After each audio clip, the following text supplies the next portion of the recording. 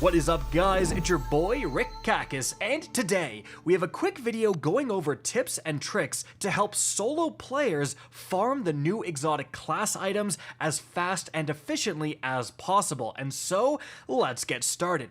Now, importantly, if you are a solo player, unfortunately, you will have to get one other person and beat the Dual Destiny exotic mission for that first time. You need to beat it and get your first exotic class item before you can start farming it solo.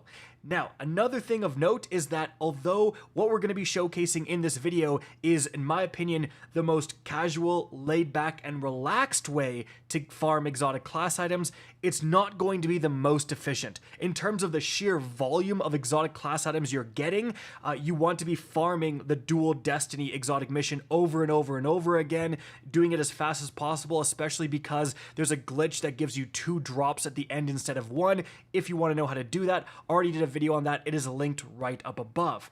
But here's where all of this comes into play, all right? After you beat Dual Destiny for the first time and get your first exotic class item, you actually unlock the ability for the exotic class items to start dropping from essentially every chest within the Pale Heart destination. So, as a solo player, there's actually 2 ways that you can take advantage of this and farm them. The first way is going to be the most common, and that is simply driving around the public event spaces on your Sparrow and looking for chests, opening them, and maybe getting lucky. As you can see, it's definitely possible, but it's a pretty low chance of around 2%.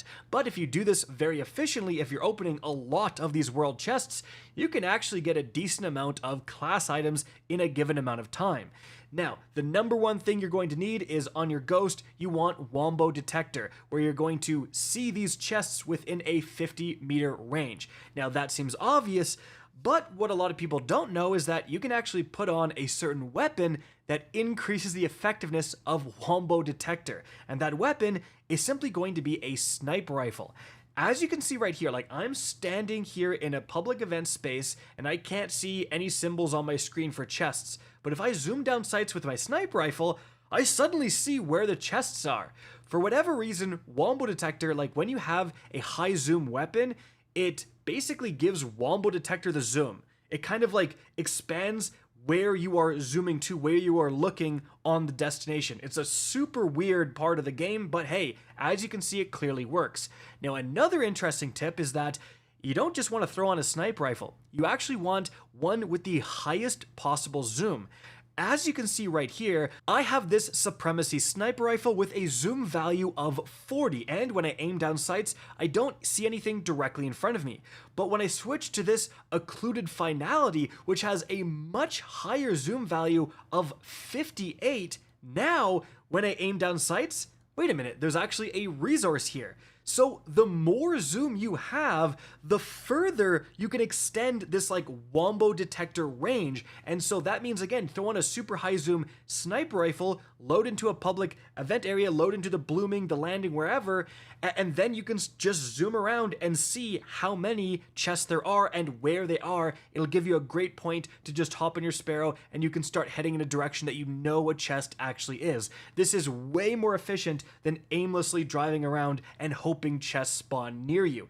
Now, another tip involved in this is that when you get all the chests in a certain area, you do not want to remain on your Sparrow or travel in the in-between zones. Even though sometimes chests can spawn in those in-between zones, it's way more efficient to just leave the landing, load into the blooming or the impasse, and then simply dip and head to a new zone as often as possible. You don't have to actually get every single chest within a given area. Trust me, it's a lot easier to get the close ones and then just leave. But when you do load into a new area, as you can see, it actually takes a few seconds, like 10 or 15 seconds, for all the chests to load. So don't load into a new area, look around and be like, oh, there's no chest, I'm gonna leave.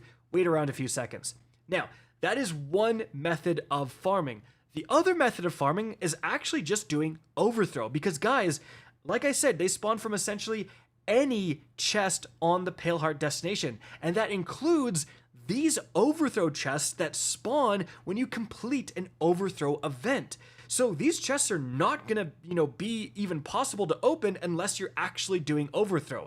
Now, the chances to get an exotic class item from these are extremely low. I've actually never gotten one from these. However, I do have some teammates who I can confirm 100% have gotten them from these chests. But that does mean, like, you do not want to actually do the world chest farm method if you're also looking for overthrow loot. Like, if you still need some good ergo sums, you still need to unlock some pale heart weapons, you might as well just farm overthrow, and then while you're opening up all those overthrow chests, and obviously in that area you're doing overthrow, you're also opening up the world drop chests, and then you will just haphazardly get the exotic class item drops as you're doing that. It's not going to be as efficient as focusing the world drop chests no matter what, but hey, again, you're also going to be getting that overthrow loot, those ergo sums at the same time. And so when you combine those methods, it actually can be more efficient.